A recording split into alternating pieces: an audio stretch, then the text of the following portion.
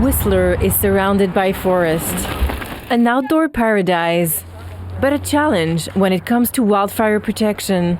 I talk to people every day who share their concern about the fire risk in our community. Squamish a month ago was a huge reminder to us about the importance of taking action. To protect the community, the city is thinning part of its forests, like here, where small trees have been removed and lower branches cut. I think one of the biggest challenges is just the scope and scale of the forest. These are huge forests.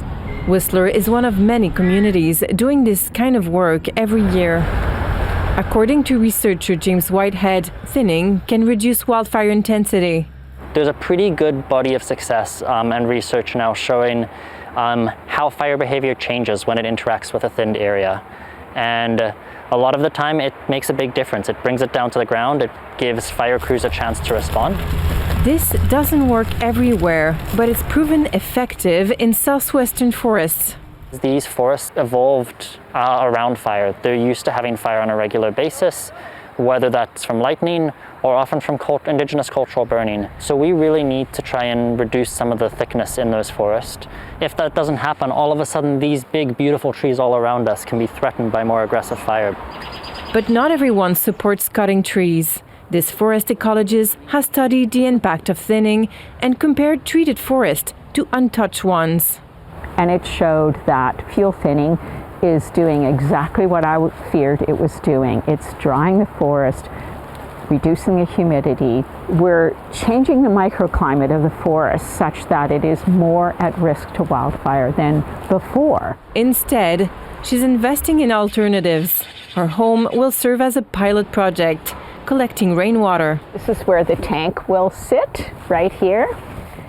And the sprinklers will be up on top of the roof. In case of a wildfire, sprinklers will protect the roof from embers. The system will also be used to water her garden when there's water restrictions.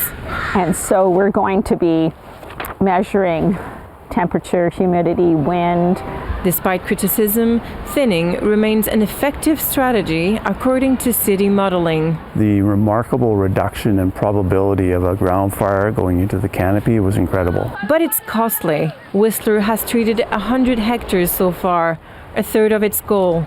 Province-wide, there's concerns we're not doing enough. So right now we're treating between 5,000 and 10,000 hectares a year within British Columbia. In the 2023 fire season alone, we burned 2.3 million hectares in that one fire season.